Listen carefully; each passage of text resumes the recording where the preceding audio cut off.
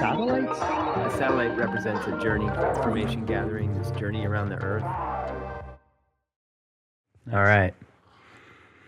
Got your morning coffee. Haiku. Did you get my joke in the last text that I sent you? I'm gonna read it. I don't know where. So you wrote thanks for fixing the audio. Woohoo! And I said nothing can keep the satellite haiku too long. Quiet or off air. 575. See? Yes, I did see that. I did see that. I don't think I got it. What? It's a haiku. It's a 575. Oh, nice. I even wrote 575. Okay, you wrote 575. I was like, yeah. I didn't know what the 575 was referring to, but it was haiku. Oh my god! Last night we were how thick I am. Yeah, no problem. Last night we were listening to the last episode in the car with Juliana, my wife.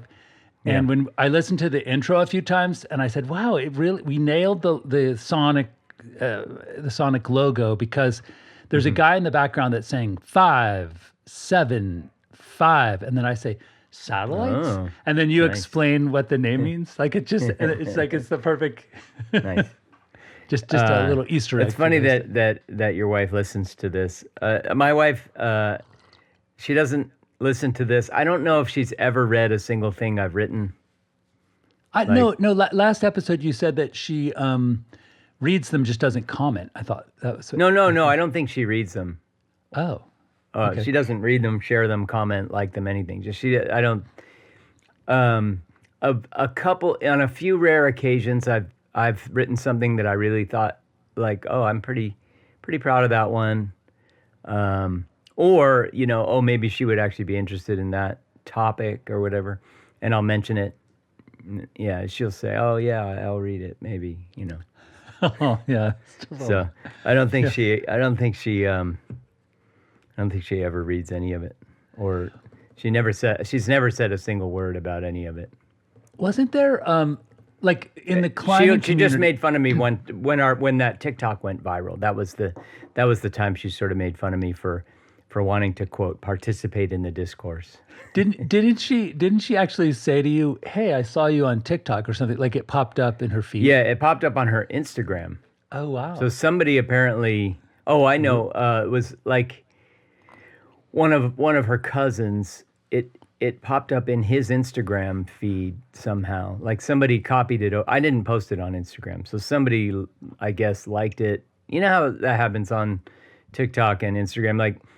There's people who are really popular creators, and their stuff gets stolen all the time, copied by other creators, just to get views, right? Like if you're really popular, or you produce something viral, people will copy it and they'll just post it as if it's their own, because it had whatever magic a piece of content needs to kind of get. But yeah, there's a few people I follow on TikTok, but once in a while I'll see their content, but it's being posted by somebody else, and I try to catch myself like, I don't want to like that or boost that person because they've just basically stolen that other person's content. But anyway, I think that's what happened. Somebody like grabbed it, posted it on Instagram, and then it got onto this cousin's feed, and then he forwarded it to the family, like the cousin. There's a cousin group.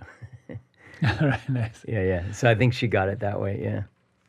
One of the things I really appreciated about my trip to Canada in September was like my dad's first cousins. There were really only there's two of them, and one is the same age as my dad, who's 80, and the other one's 85. Super interesting guy. He's a professor of, I guess, sociology, but he studied American culture in the Cold War. Yeah. Which was very political, like a lot of like anti-communism and stuff like that. And so, anyway, but my point was that like if I felt like one of the things that we're missing out by living far away from family was the sort of network of support that you have from cousins, aunts and uncles, grandparents. Like there's something powerful about that nuclear family system, and we've sort of, I think we've like obviously you and Lonnie's family have that in San Francisco. Yeah, but her family's pretty rare. I mean, so I that struck me too when I first started to kind of get acquainted with her family. It just that what they have is is a relatively rare thing in America, I think. Yeah. Yeah, and I think there's power in it. Generational wealth, for instance, like the passing along of a great grandfather's cabin in the lake region. Like it's almost it would be impossible for someone who wasn't a multimillionaire to buy this piece of property that was bought in like 1952. You know. Yeah, and there's a certain inertia to it too, because like in that kind of case, right? Some family will have a cabin, right, and then, let's say they have kids, and those kids grow up, and they kind of share the cabin, right? Yeah. And then they have kids, and then you have kind of too many people to share one cabin.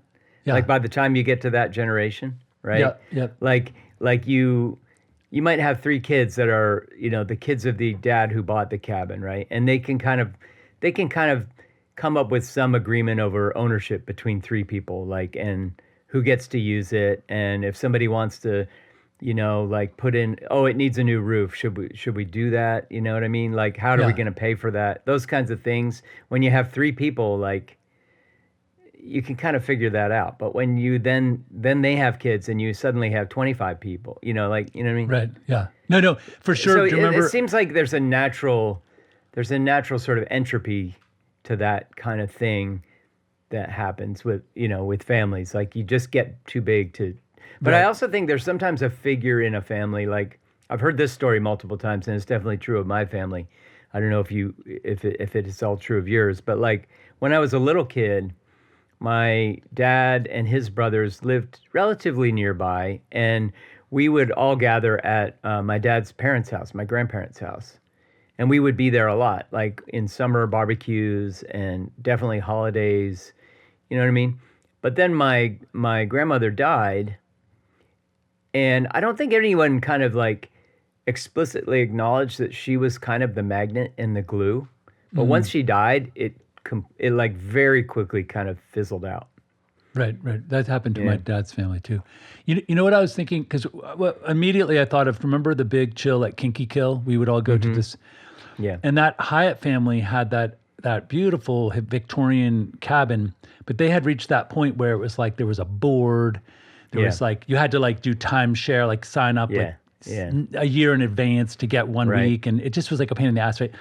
Yeah. And there were like shares when they'd add onto the porch, they had to like, sell bonds or something. I didn't realize it was that. Yeah, it got kind of crazy. But and I'm sure there were like people who didn't like that we had those big college parties. Like there were. I think I only was invited one time, but it was fun. Yeah.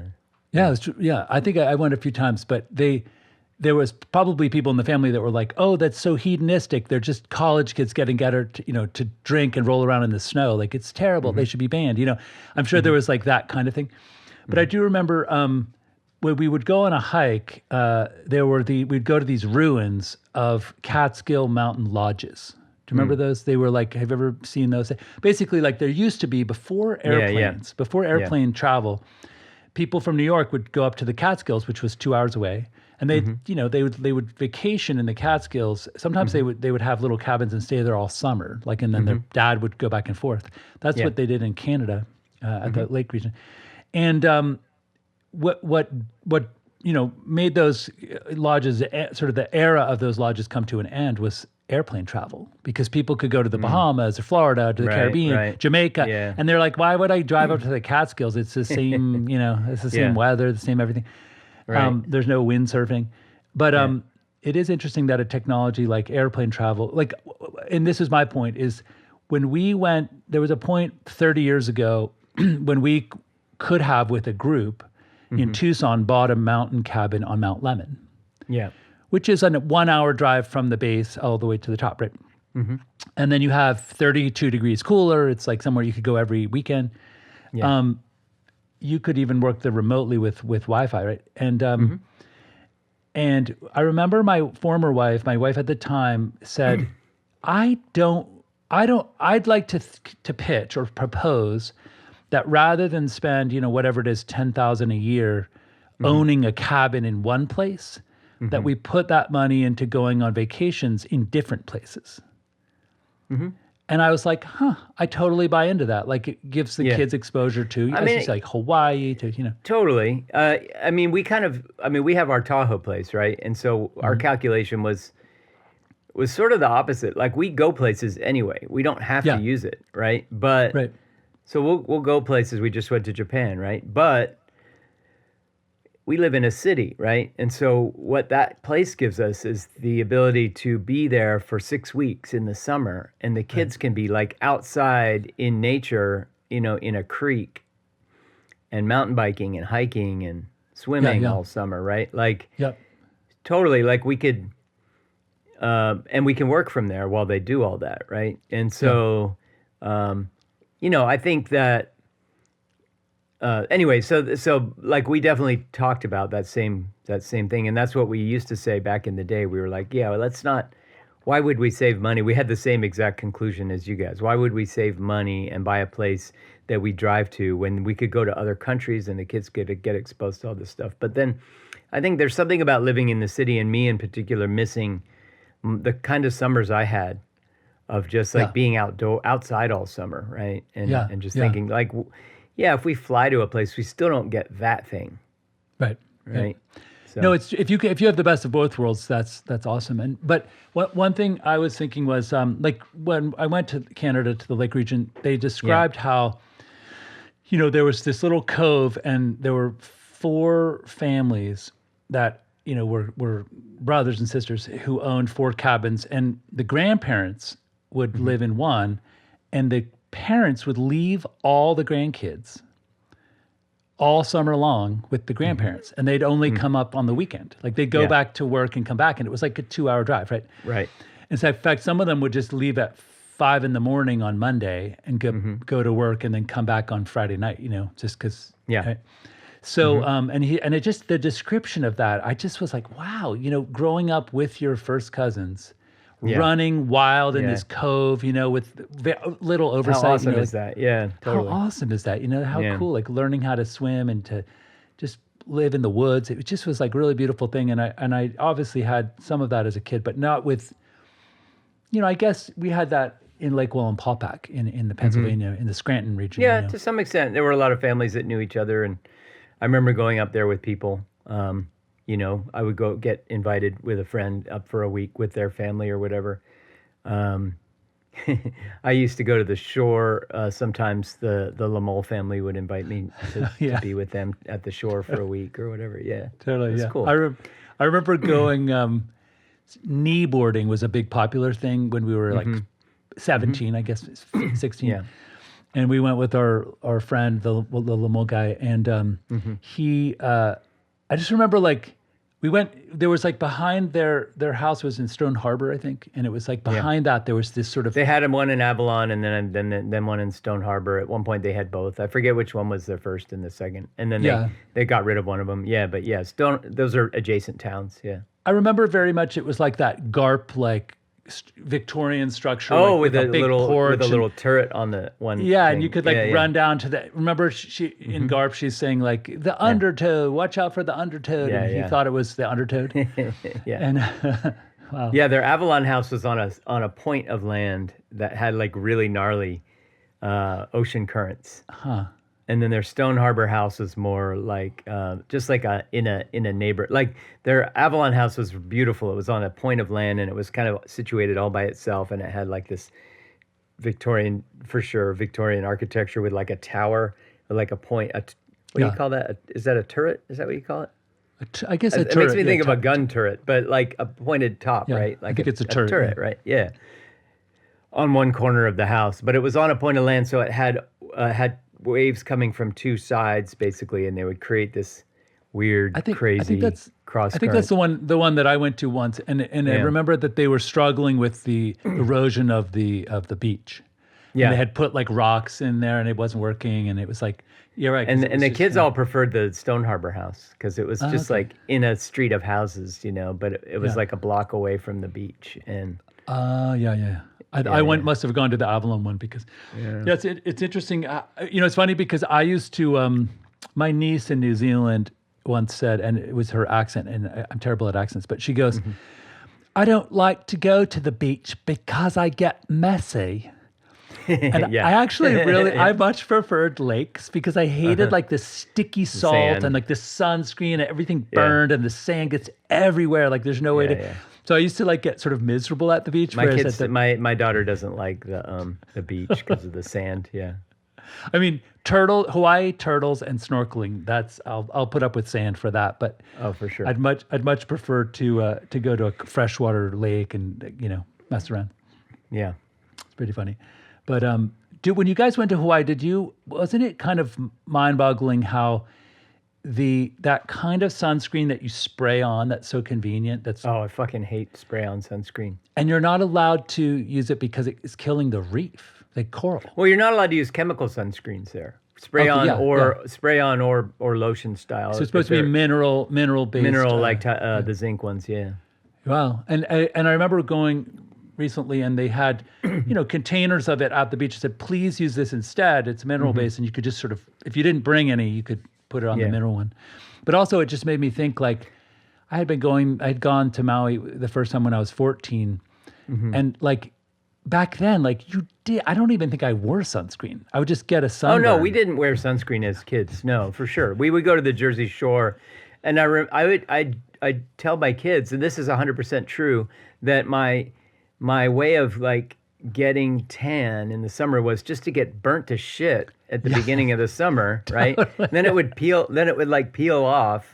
Yeah. And then the next like layers of it would be had some more extra melanin in it. It was like it activated your melanin, but not quickly enough, right? So it's like you just burn that first layer off, but then your melanin is somewhere underneath starting to get activated. So the next time you're in the sun, it's more, it's you get darker, right? Yeah. But yeah, man, it's so unhealthy. I think about it now, and I think like I have this little dot on my head. I went to get checked out. I did work on an infographic. This is like very unscientific, but I was working with scientists who were studying skin cancer, melanoma, and I worked on an infographic for one of the scientists. She was making a presentation at a conference or something, and I was struck by she had this long list of skin cancers, and then she had the sort of cause, like the driver, the thing that drove it. And the two things I remember from the conversation with her while I was building this infographic was what a small percentage, like I could find one of these things and put it in the show notes, but what a small percentage is actually driven by ultraviolet light or ultraviolet damage. And the things that are far higher are like smoking. Like my grandmother died of skin cancer and she smoked for 40 years. And smoking for some reason it accelerates melanoma and causes skin cancer. The other thing was that she told me that blew me away was she said, for instance, the famous Bob Marley had a tiny little red sore on his toe, his little toe.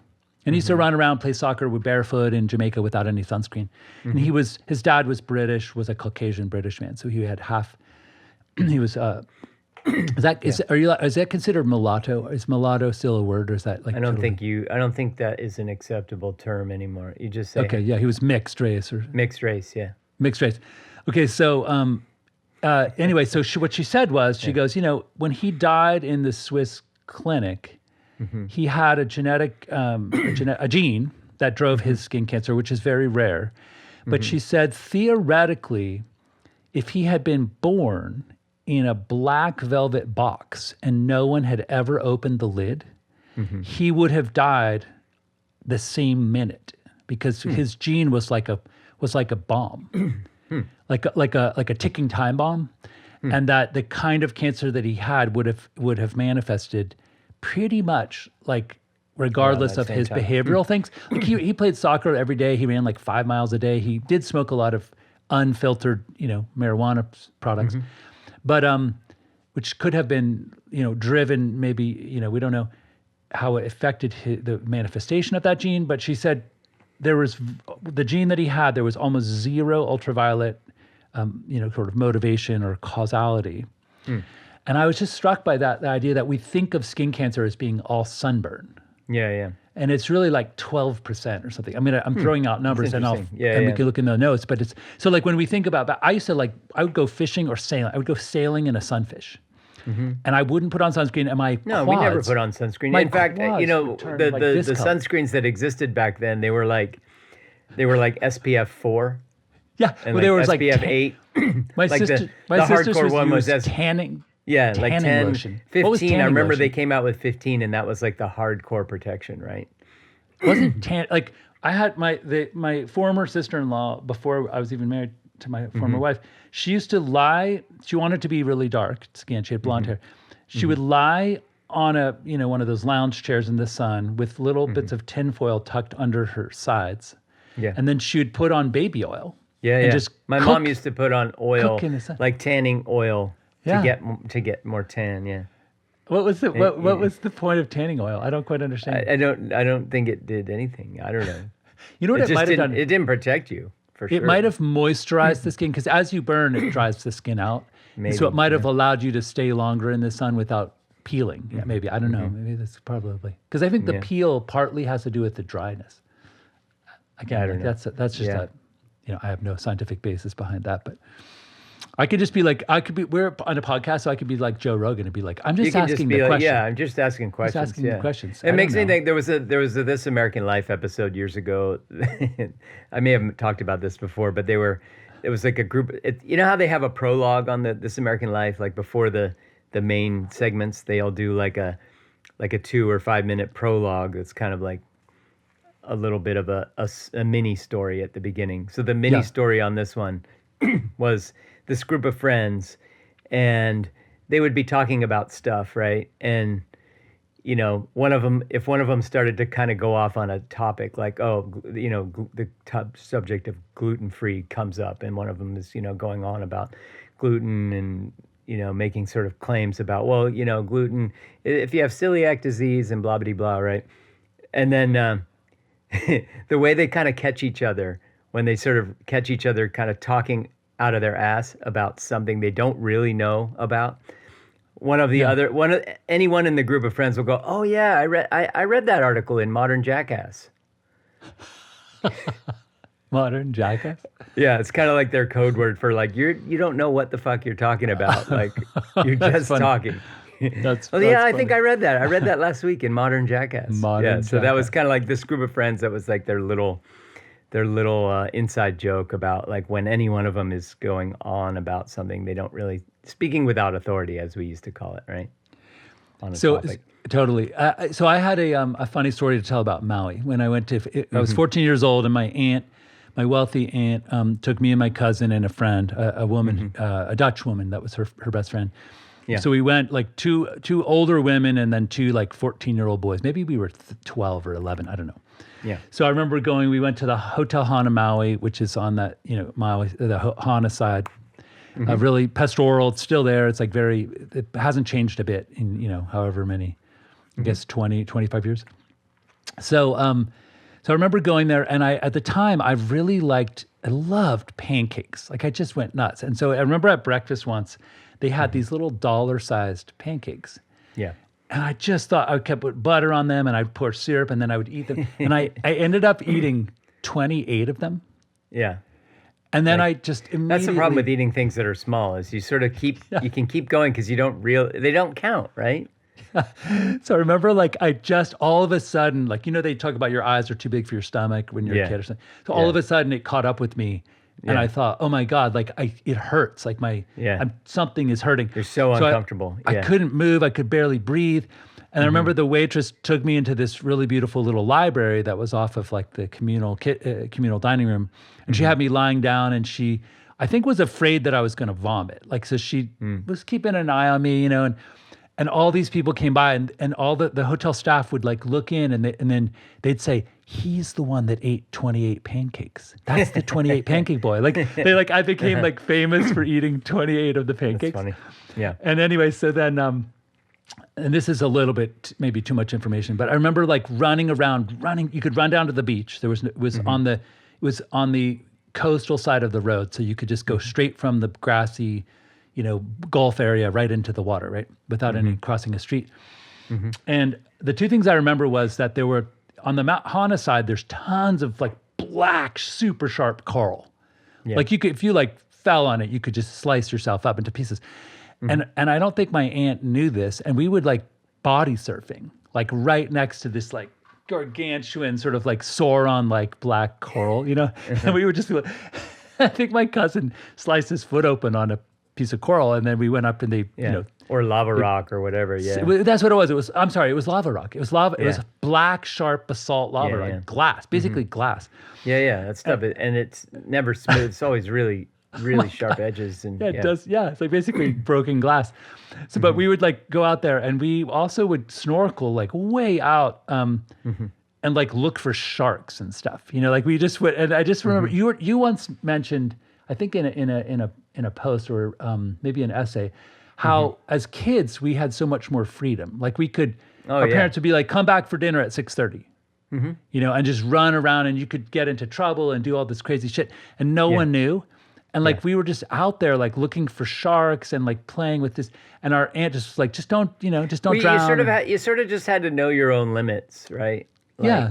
Like if your friend went swimming, half a mile offshore, and you were faced with the question of like, am I going to go a half mile offshore with my friend? Like, you know, you had to ask, you had to be totally in charge of yourself in terms of knowing your own limits. Like, am I a good enough swimmer to get out there and back? Number one, in like reasonably good conditions. Okay, now I'm gonna just gauge it. Like, what if there's a current? What if, like you start to ask. So if you're not kind of well equipped to ask those kinds of questions, you could get in serious trouble. Well, the other thing that struck me was once we were swimming across Lake Wallenpaupack at a point which was probably, I don't know, it was like 3/4 of a mile. It was pretty far. Yeah. Like 1,000 meters or something, maybe more. And my cousin, who had serious allergies, had like a lot of muscle cramps because he didn't have enough calcium because he couldn't eat dairy. Right. So we were halfway across we just were bathing suits. Yeah. And we were halfway across, and both his calves just turned to rocks, like just little fists of his calves. Yeah. And he was screaming, and I was like, oh my God. Like I was like trying to help him back. And I remember thinking like, damn, you could drown from just being in pain from a muscle cramp. Like, it's nasty. Or like a stomach cramp. Did you ever remember did we have a rule about? Yeah, totally. No, I remember there was a guy that had to get rescued from the Bernathen pool because he had calf cramps. Same thing. Ooh, yeah. Like he was swimming. I think it was like in the swimathon, like the swim team, we would do the swimathon fundraiser. Right. And you would try to swim a mile, right? Like the goal was to swim at least a mile. I think it was like 60 or 72 laps or something. I was 64. Our pool wasn't quite a 25 meter pool. It was like a 25 yard pool. I remember that when we had to like swim against other teams, and they'd be like, "Oh, the Bernathen pool is like a little bit shorter." Yeah, totally. So your time score was really nice, Like but so anyway, I think it was like at the swimathon, and the lifeguard had to jump in, and like it was the only time I ever, or at least the first time in my life I ever saw somebody have to get saved by a lifeguard.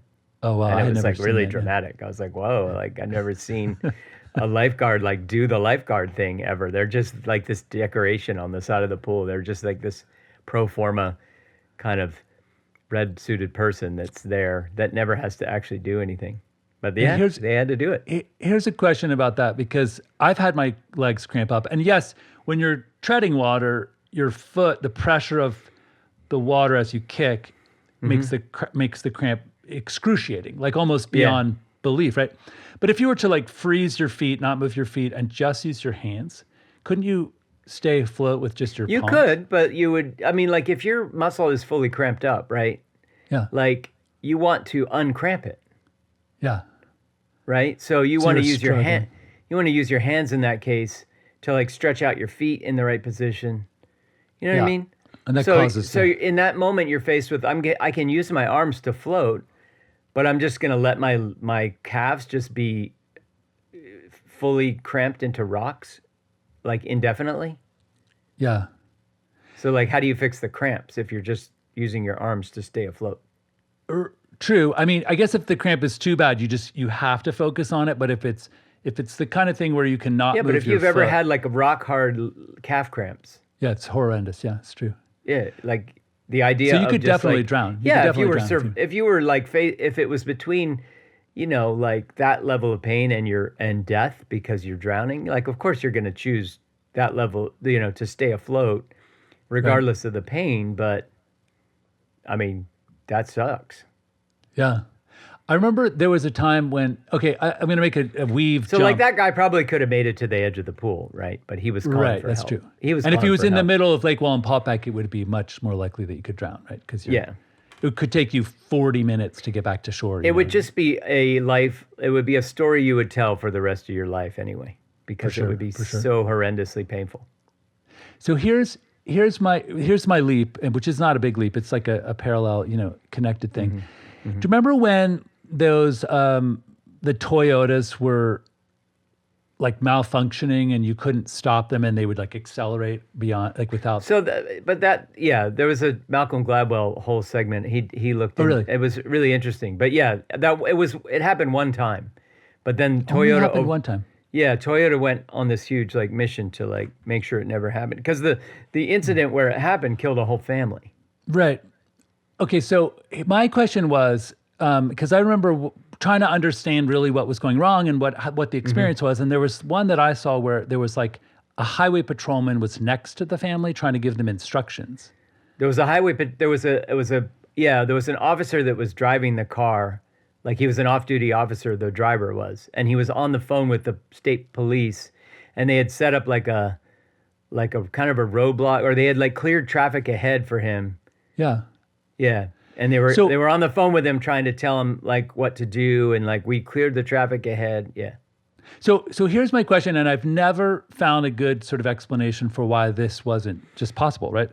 A, if they had disengaged the ignition, was that not working to like turn the engine off? Somehow they weren't able to do that. I don't know why. What about maybe at that speed? But obviously they would have done that if they would have done that. I mean, there's a fear that the steering wheel might lock if it's all the way off, right? Because sometimes the car is locked. Maybe somehow the car wasn't letting him do that, because obviously he would have done that.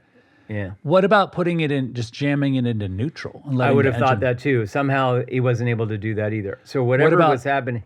Jamming the brakes on and pulling the emergency brake. So I can only assume that he didn't do any of those things because the car wasn't letting him do it. Well, and that's the emergency brake, assumption. like my car, my Subaru has like an emergency brake that is a button, right? You press, and it wouldn't let you press that at full speed. So like, with all the people talking to him and stuff, there's just no way he wouldn't have tried those things. So I just can't.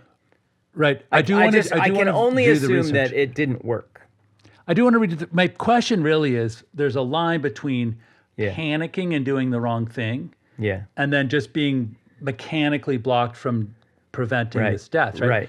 And I wondered, like, what. Well, he was on the phone with an officer for quite a while that was walking him through all kinds of different resolutions. Nice. So here's what Malcolm Gladwell's story kind of landed on, which is kind of interesting. I want to hear it. Yeah. So the official explanation for the cause was that the floor mat, they had these new thick floor mats in Toyotas, and the floor mat caused the accelerator to get stuck down. And so like he didn't realize that all he had to do was move the floor mat. That was the official explanation, was that these thick floor mats were getting in a position where they were causing the accelerator to get stuck. Yeah. But Malcolm Gladwell, so then Toyota went on this huge recall of these floor mats, right, of these cars to replace the floor mats. But there was no any other incident of that, and they did quite a bit of testing to figure out like how would a floor mat get in that position, and they never found they were never able to repeat it like in any way to like the floor. So it ended up being just this kind of mystery. Like, well, it probably wasn't really the floor mat that did it. And there was no there's no engine problem. There was no like inside the hood. There's nothing that they found. So what Malcolm Gladwell kind of speculated, his hypothesis was that this guy did indeed panic. And what he was doing was he thought he was pressing the brake and he kept pressing harder on the accelerator. And he has this whole series of bases for that conclusion, that hypothesis. So if you listen to his podcast about it, he actually supports that pretty well. But that was his ultimate thing, was just that, like, he was in an unfamiliar car. It was like a rental car. And the floor mat was kind of thick, so your feet feel a little weird in that, like in relation to the pedals. And that was Malcolm Gladwell's kind of ultimate hypothesis, was like, he thinks the guy was pressing the accelerator harder and harder, like just like on the floor, and kept thinking he was pressing the brake. Because I think he's on the phone talking about how he's holding down the brake and it's not doing anything or whatever. You know, I've actually not listened to. I've read Malcolm Gladwell's some of his books, and I've never listened to his podcast. But I've had yoga students come up to me and say, "Your voice reminds me of Malcolm Gladwell," or something about your syntax or something. Yeah. And I'm gonna have to like listen. When to I listen to Malcolm Gladwell, I sometimes think, oh, there's a similarity to Milo's voice. Yeah. Is it the quality of the voice or the way I like the way I speak? It's the specific quality of the voice. There's sort of a soft, throaty quality to it. Huh. Yeah. So two things. When I was a child, I remember. Do you remember up in Southampton, Pennsylvania, there was an Acme supermarket? Yeah. Acme. Yeah, like Acme, the big. I remember the Acme. Yeah. And I remember going there with my mom. We would go there like once a week or something. And I remember there was like a giant section of like there were all of the checkout things were right by the big huge picture windows, and several of them had plywood over them. Yeah. And I remember asking the manager, like, what happened? And the manager said an elderly woman was navigating through the parking lot and basically like thought she was pushing the brake and stepped on the gas and drove right into the... Right, and that's happened someone. quite a bit in those situations in parking lots where somebody panics and they, their foot reaches for the gas and reaches for the brake and hits the gas. Yeah. Yeah.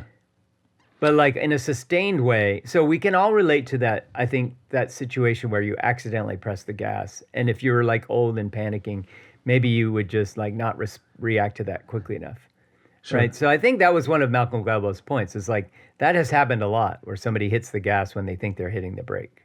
There are many incidents of that with elderly people, that type of thing you just described. What is a little harder to swallow is the idea that somebody would be doing that for 5 minutes. Right. Yeah, exactly.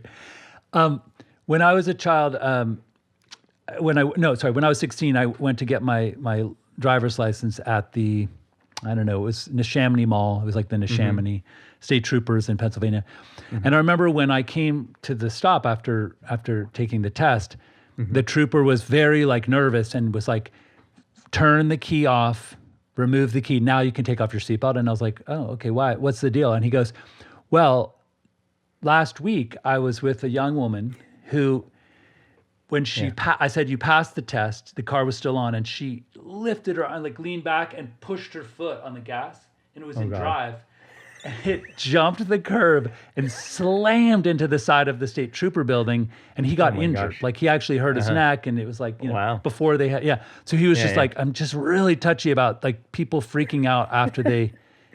pass the test that you need to put it in park and turn out the car. And I was like, wow, that's pretty fun. That's the kind of thing you remember, for years, and you have these cringe moments. Like if you were that driver, right? Yeah, totally. Do you have any of those memories where it's like that thing? I have a handful of memories where it's like there was something I was involved in that could have gone horribly wrong that just luckily didn't. And once in a while, it'll flash through my mind, and I'll physically cringe a little bit. Like, oh yeah, oh my gosh.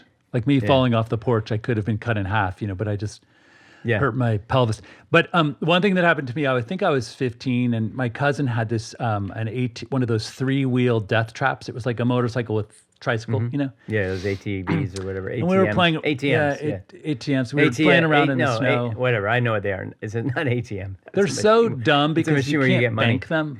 Yeah. Like you turn really hard, and there's no way to bank them, so they tip over. The back wheel tips. Yeah. Yeah, it's terrible.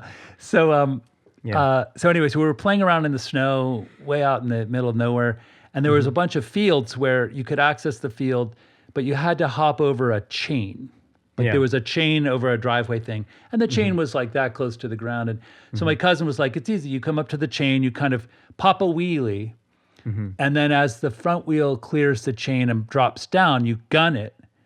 And you can sort of walk your kind of, go over. They can pop over like that, right? But you have to sort of there's a timing, like a tricky timing to it. You have to pop the wheelie, drive forward enough, let the front down. And if you're too aggressive about popping the wheelie, then you flip over backwards. That's the other way they flip over. So what happened to me was, as I I went up, I went a little, didn't go forward enough. And as the front wheel came down, it didn't clear the chain. So the chain like got kind of engaged with the sort of the plastic mud flap. And it ended up popping up and catching me on the throat. Ooh. Like under my the chin of my helmet. So it was stuck there. But my thumb, if you lean back, look at my thumb, like my thumb moves forward. And so as I fell backward, my thumb drove against the accelerator. Yeah. And I was trapped in this 45-degree angle where I was driving myself forward and I couldn't stop because my thumb was in this like ergonomically forced forward.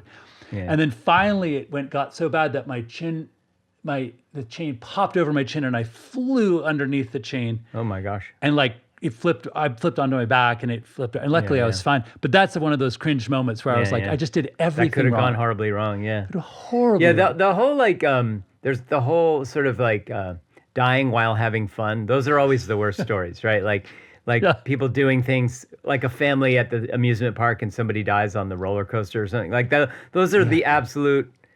Those ones really stick in your memory, right? They hit your heart. They hit your stomach. I had one. One of my cringe memories is we were it was a class trip, and we were at some Pennsylvania like state park or something, and there was like a creek and these series of small waterfalls going up like a steep embankment along this creek, right? And so a bunch of the class like decided to sort of scramble up this very steep embankment beside the creek, and it was like muddy and like little sapling trees, and you're kind of grabbing on these trees, and there's rocks and mud, and so at some point I was near the front of the group, right? So there's maybe 2 people ahead of me, and like maybe 15 people, 20 people in the class, probably 15 people behind me, like on this steep embankment, and I grab a sapling at one point to kind of get to the next level. And it had a big rock next to it, like a rock the size of maybe a basketball. And that rock, when I grab the sapling, it just dislodges, and it's obviously going to fall. So then I'm like, oh shoot. And I sort of use one hand to stabilize the rock, but it's like I'm barely able to hold on to it. It's like a big rock. It's a big oblong rock, and it's sort of tipping out of my grasp. And I have all these friends behind me on this steep embankment, and this rock is going to tumble down. And I'm trying to yell behind me like, hey, I have a falling rock. It's going to fall. It's going to fall. I can't hold on to it much longer, right? Wow. And my feet are in this mud, and my feet aren't very stable, right? So my body's slipping a little bit. Yeah. And finally I can't hold the rock anymore, and it just slips out of my grasp, and I watch it go bouncing down like between all my friends. Like it didn't hit a single one of them, but it missed like 6 or 7 of them by like millimeters. Wow. And it's gaining speed as it's falling, right? Like, yeah. And there weren't people like below that were waiting that could have been hit as well? All of them could have been hit. Oh, like it bounced between like 15 people. Wow. Like it narrowly missed like 15 people. That gives you so one of those I had this memories that the base of your spine gets all tingly and you're like... Totally. And I'm like, ugh. It was horrible. Yeah. Wow. Like I physically cringe when I remember that sometimes. I might have mentioned this in an earlier episode, but my cousin lived at the top of this like a quarry. It was a granite quarry. It was about 150 feet high, and there were just sheer granite faces, right, that had been cut off and processed.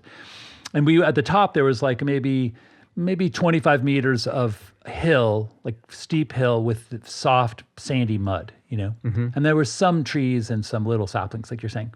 And I remember we were forbidden to go down and play there but we would be spanked if we were caught doing it. But we loved to go down. And do you remember this? This is toy? This is again Gen X. We would just Do you remember this toy called Try not to die today, kids. Be home by 6:30. Do you remember this toy G.I. Joe? And it had this grip. Yeah. He had this like finger grip. And so he was supposed to, if you had 2 of them, I think it was a marketing the old ploy. G.I. Joe, they had like stiff plastic hands, but then they upgraded it to the Kung Fu grip. And I think the whole marketing ploy was you needed 2 of them because you needed one guy to save the other guy using the grip. Like one guy's falling down, and so he uses the grip to save him. Yeah, yeah. So we would practice where my cousin would lie there, or I would lie there, and one of us would slide down toward the precipice, and then we would just apply the G.I. Joe grip to save each other. Yeah. And it was more exciting because... That's a cringe memory, too. You're just like, what the fuck were we doing? Literally, if one of us had just slipped or like not quite timed it right, we would have just, if you just dropped like 150 feet and if died. you had just spaced out like, oh, I didn't know you were going yet. Or whatever. We could any of both those have things. died. Like if the first kid had pulled the second kid off, we just both would have gone over and been like, well, they fell off the cliff. But and to my aunt's credit, we would be spanked if we crossed there was a chain link fence, a small chain link fence, and it had unfortunately fallen over, and so you could walk across it.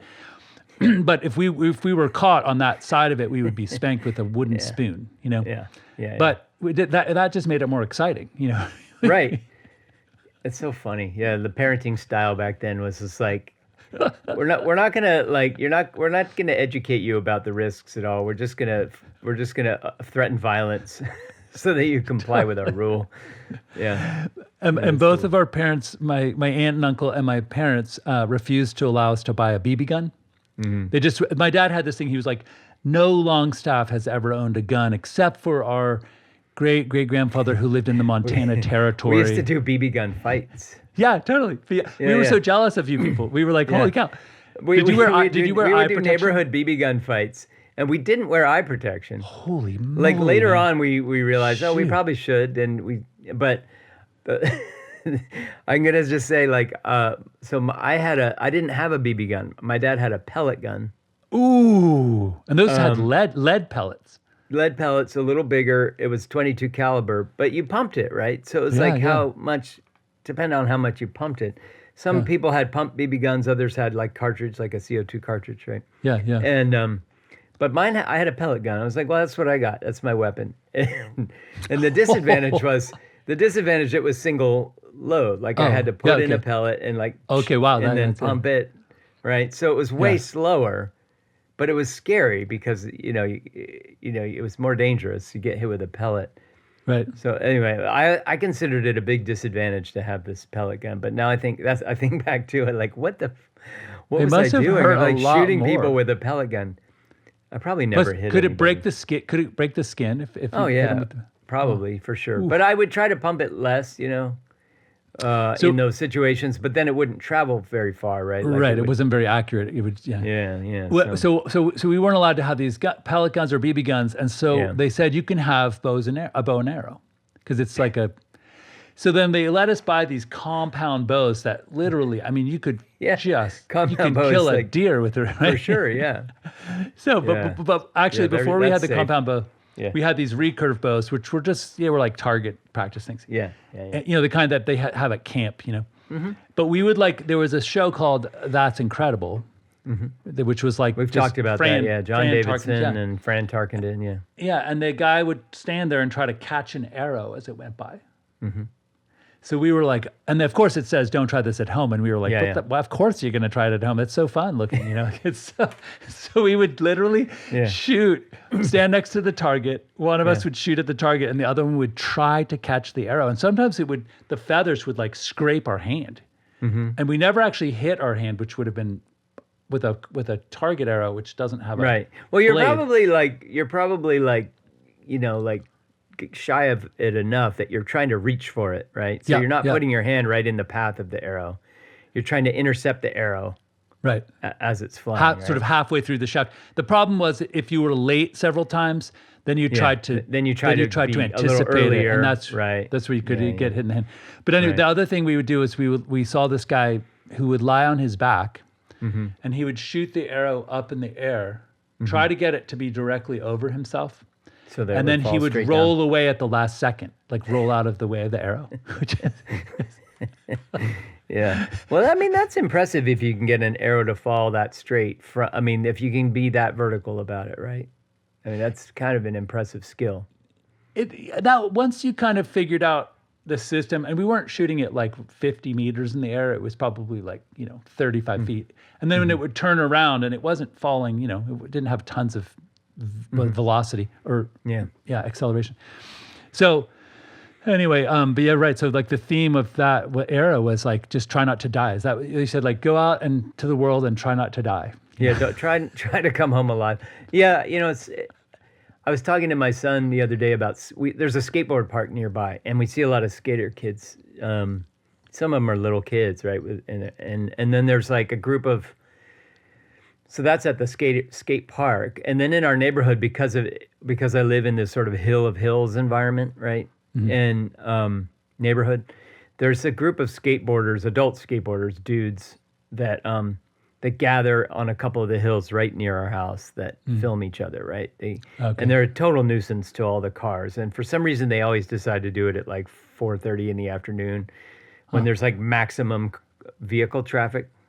Anyway, but I was saying to my son, like, oh man, like you never got into skateboarding. And I was like, I wish I never really got into skateboarding. I had a skateboard, and I kind of wish today sometimes that I had gotten into skateboarding, that it was a skill that you were talking about welding last week. Skateboarding is a skill that I wish I had, but I was never a kid that was willing, like everybody I knew who was a skateboarder was the type of person who was willing to just wreck themselves repeatedly until they learned how to do it. Yeah. Right. And they got better at not wrecking themselves. And then they would up the skill level of what they were trying to do. And then they'd continue to wreck themselves, right? Like, I've never been the kind of person that was willing to just scrape half my elbow off on the pavement over and over again. You know what I mean? Oof, yeah. Because they didn't wear helmets back then or pads. Like maybe once in a while they'd wear pads on a knee or something. But I was going to say, really. My mom was the kind of person who would burn the cookies because she was afraid that the raw egg and a soft gooey cookie would give. And you hated she was so cookies. I remember that. But she made me wear. I had this like really. You were like, Mom. I remember you always would say, Mom, like they're cookies. You can burn food, but like if you burn a cookie, it ruins the cookie. Like. Yeah, especially if you put it. It overpowers every other taste that the cookie is supposed to have. Yeah, unless you flip it over, the burnt part touches your tongue first, and it just tastes burnt. Yeah. Anyway, so she was wary enough, but she said you're not. She bought me a skateboard, but she also bought me wrist guards, elbow pads, knee pads, and a helmet. And I showed up one day at some park, and everyone, no one else had that stuff on, and they were like, they didn't. What Nobody the did. heck, man? You're such a weirdo. Like, why would you? No, people would just laugh at you if you wore padding back then. Yeah. My dad, I feel bad about this. My dad made me a skateboard. Oh, that's cool. Well, semi. Like there was like at some craft fair or something, he bought a board. Like there were these like craft handmade boards, right? Yep.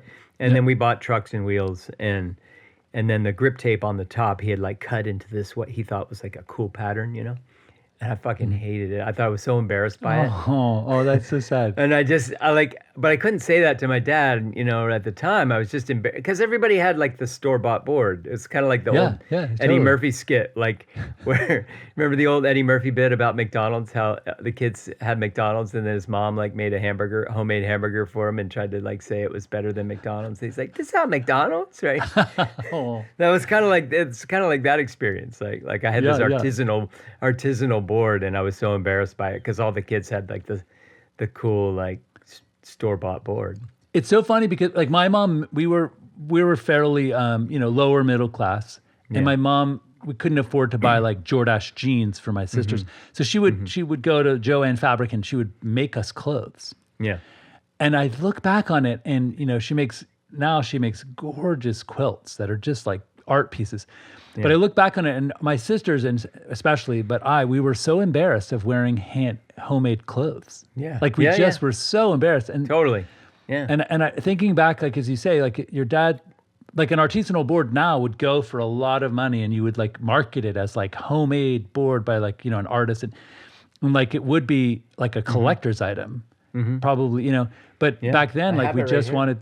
You do, yeah. We that's cool. I should grab it. Yeah. Yeah. Hang on. I'll grab it. Yeah, no problem at all. Oh, look at that. That's so cool. Oh, that's gorgeous, man. Dude.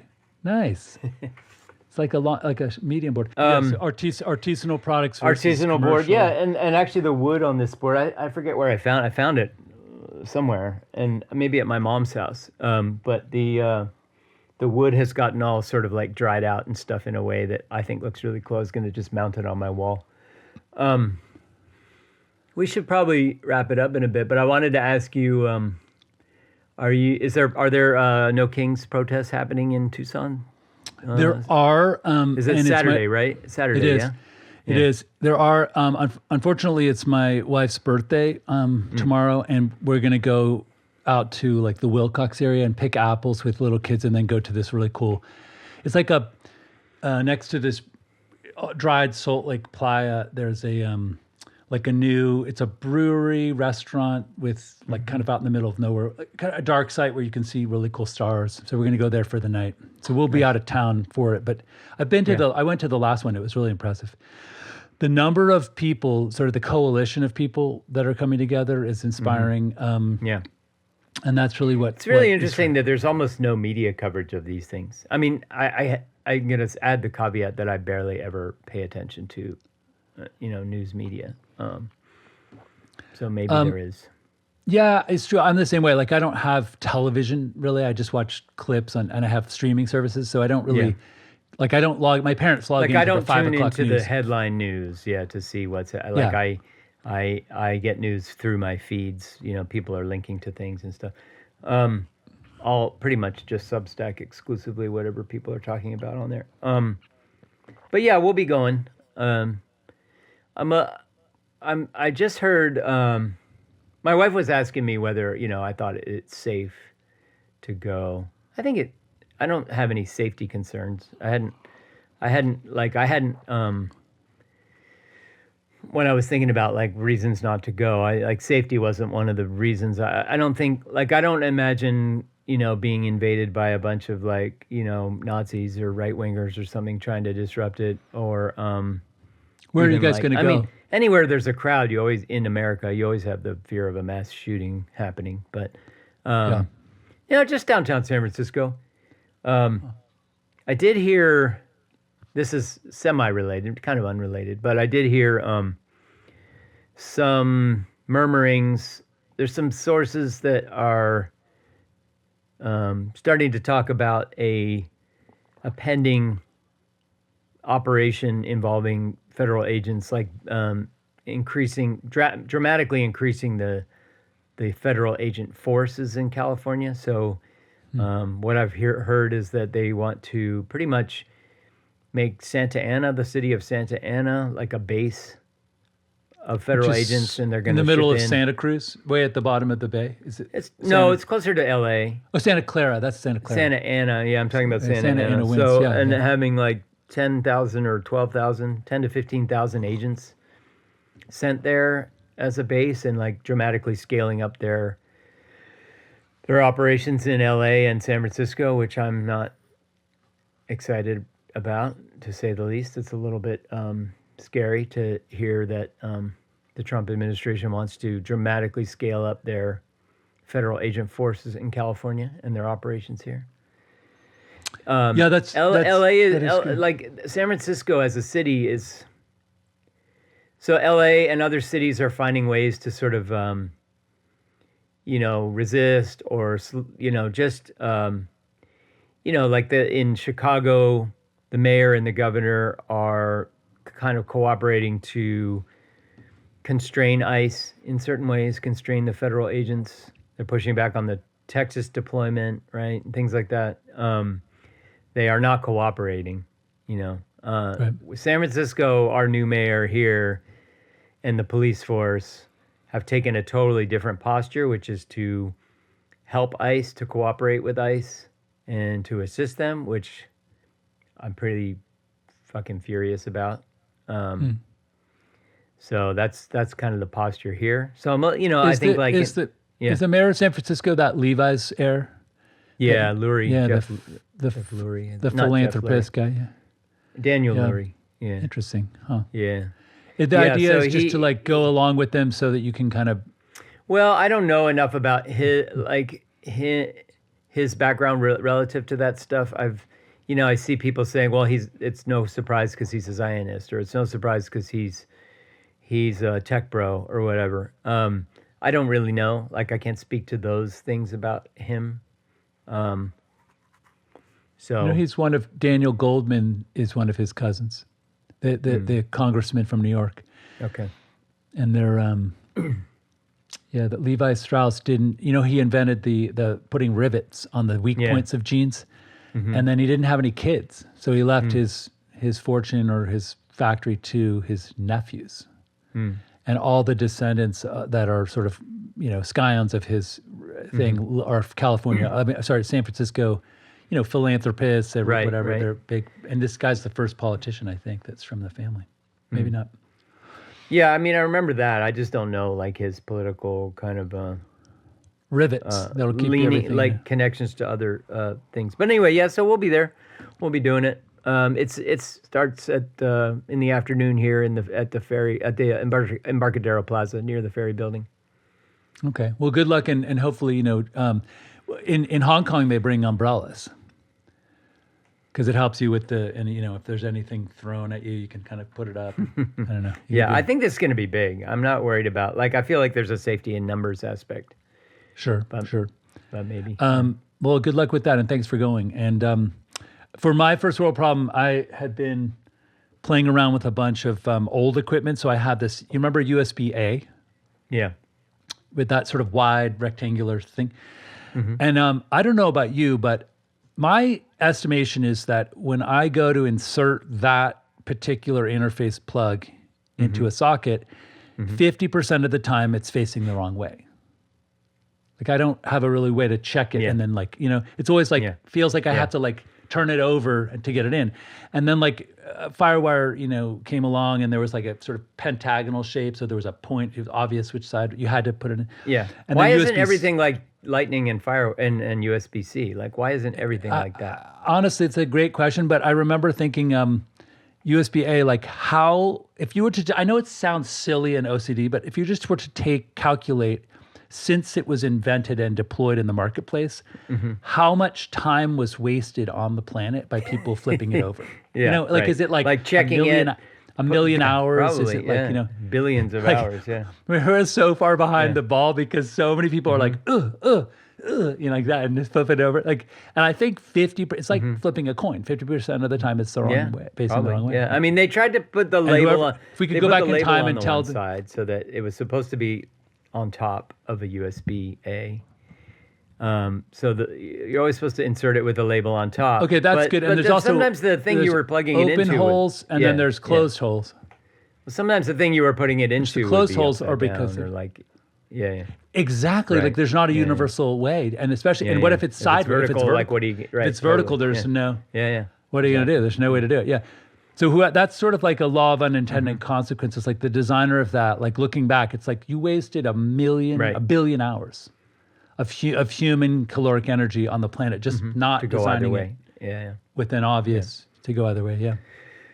Which was fixed by USB-C and Lightning, but right. My first What's your first world problem? So, if you have one?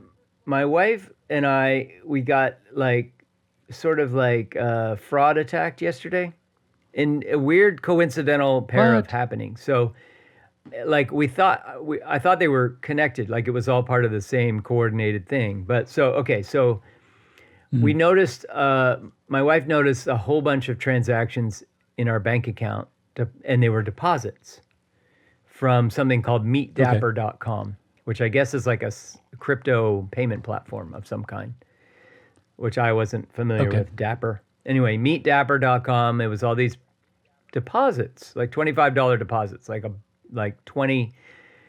15 or 20 $25 deposits. And then we're like, wow, we're getting all these weird deposits from this thing. I don't know what it is. Then the next morning they had switched to debits. So then they were taking money out in those amounts, right? And so we were like, oh shit, we got to call the bank and figure out, we got to dispute this and then figure out why we're getting these.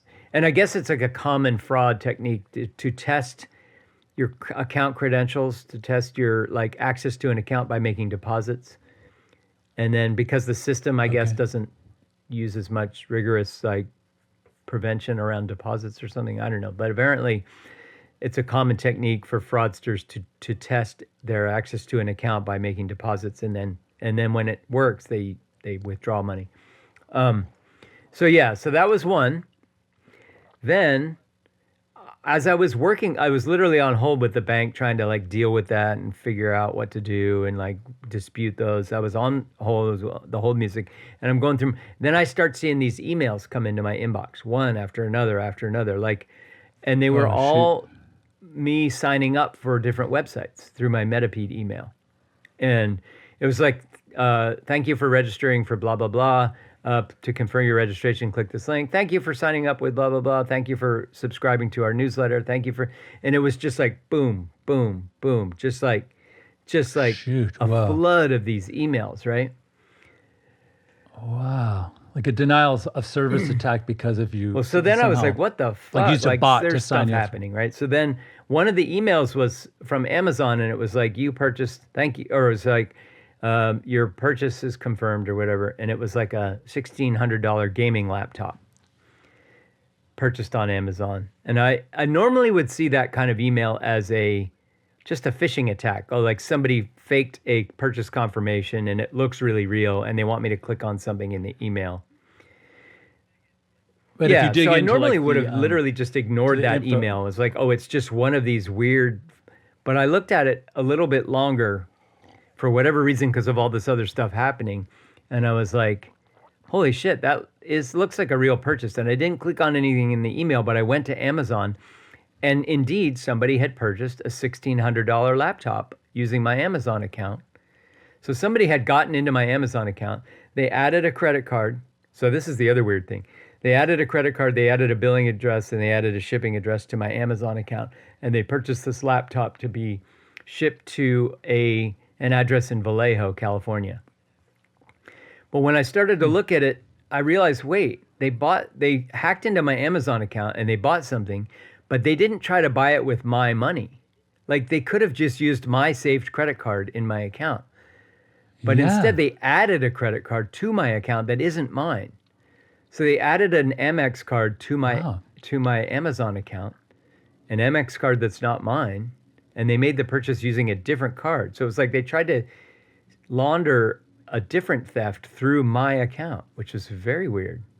Because they literally could have just did a one-click purchase using my money, using my card. Or made a new account using all that info because they, right? So so anyway, my Metapede email is totally disabled right now. I just shut it off. And what I think was happening, so I did some research around like this flooding your inbox by registration spam. Apparently that's a thing. Yeah. And there's two reasons why people do that. Why they mass sign up you to a bunch of things using your email if they've harvested your email from somewhere. And one is they're testing it to see, is this a valid email address? Like, what happens if we try to sign up for stuff? Second, though, is they literally want to flood your inbox to distract you from something that's in your inbox. So I think it was connected to the Amazon purchase. We're going to flood this guy's inbox, and in the middle of that noise, we're going to put this Amazon purchase, and he's not going to notice it because there's going to be so much other shit flooding the inbox at that moment.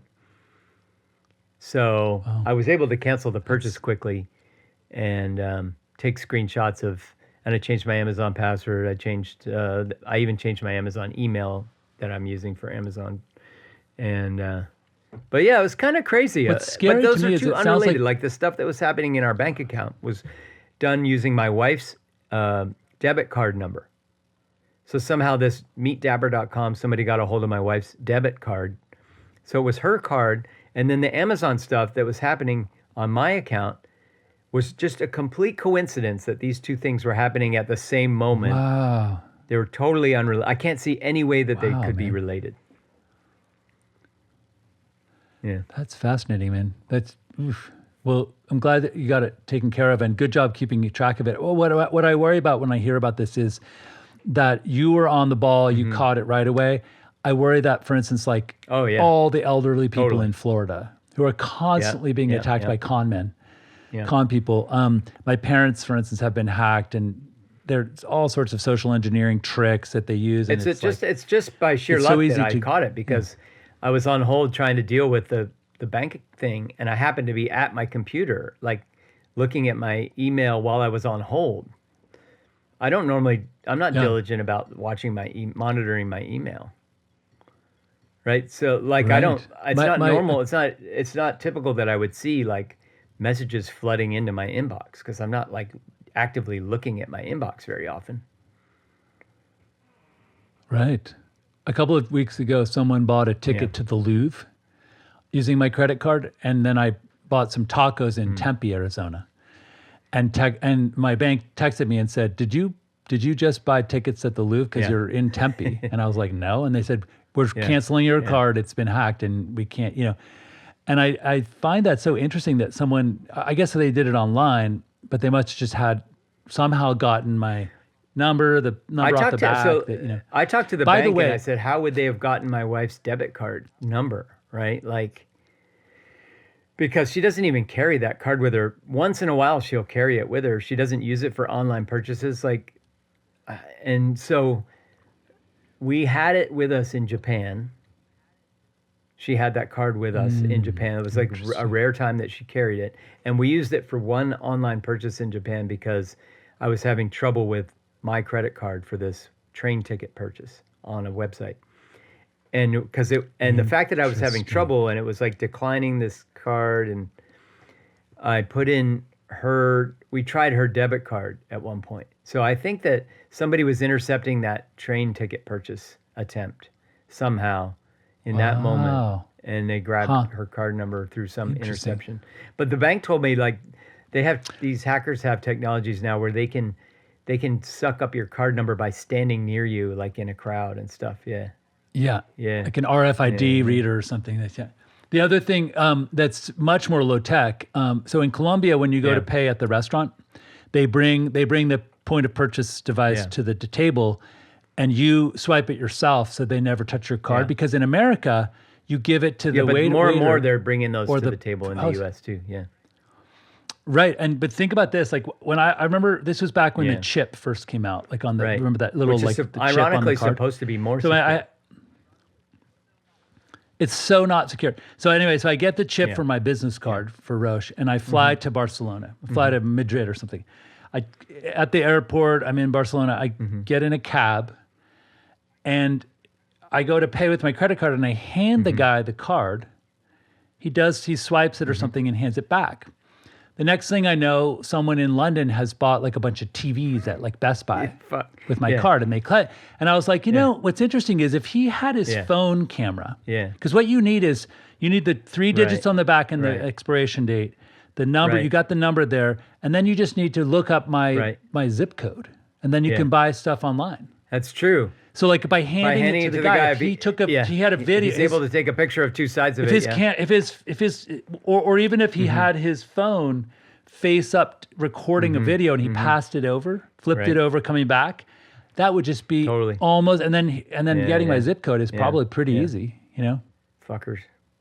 So that's like pretty wild that how easy and low tech that is. You don't need an RFID chip reader to get that, right? It pisses me off to no end that there are people in the world who have devoted themselves to that kind of scams and theft and all that.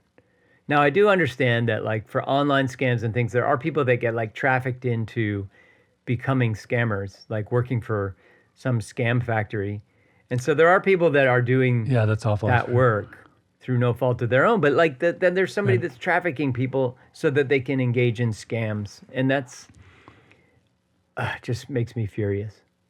Makes me furious because I just think like it. I mean, at the end of the day, I use this analogy of, but like when a rabbit's running around for our ancestors, a rabbit is running around and it's eating a bunch of different vegetables and things, and then we kill the rabbit and eat the rabbit. We're harvesting its work. Like we've outsourced the gathering of minerals and proteins and carbohydrates to this being that then we harvest it and take its work for our own, and that's more efficient than trying to do it ourselves, right? So in some ways, if you extrapolate that to humanity, like that's what this organized criminals are doing by forcing. I mean, ultimately, you just people you to you do you crimes described for all them, of you know? capitalism with that analogy. So, but That's true. but then yeah, doing it in a nefarious way where you're just thieving off people, that's different. Totally. No, but I'm just, my Yeah. point is just that, like, if you break it down to its sort of like lowest prime numbers, it's one group utilizing the work of another group to extract value. And the thieving part simply, I think, has been since the Sumerians. Like, I think there were people like in China that people used to keep their money in the sleeve, like the big sleeve. And there were people that had Totally. a razor blade and they'd Pickpockets, all of slice the that. bottom It's of been, the sleeve and it's grab just the the dawn money. of time. It's just that, but that's what I mean. There's something in certain people's nature that makes them willing to do that as a vocation. And I want to punch those people in the dick, basically. Right. Yeah. Well, on that note, let's end. But good luck at brother. the Three Kings Day. Three kings. No Three kings. That's like, We don't want three. makes- We want I zero. know. We want But I zero liked- kings. I've always, my dad has this Yeah. thing where he likes to mix metaphors and like play with Yeah. words, like as Yeah. you know, on the fly. And so he would just like mess with the name of something. Yeah, Kent Willie was a used to do master of Like that. he called it Lake Fallen Pocketbook. Yeah. And he actually really, really respected me because Panic and Aramore, the Picture guys Fit we and worked Arafat. for, Yeah. I came up with the nickname Arafat. And PLO and Arafat Back were then, like a big thing. And so he was like, "Oh my God, that's the perfect name. I'm training you well." Like, you know, Young Padawan. Sensei, thank you, Timmy. Young Padawan, yeah. Anyway, have a great my weekend, brother. and I'll talk to you All soon right, on the other enjoy. side. Satellite Haiku. All right, yeah, okay, bye-bye. Satellites? A satellite represents a journey, information gathering, this journey around the Earth.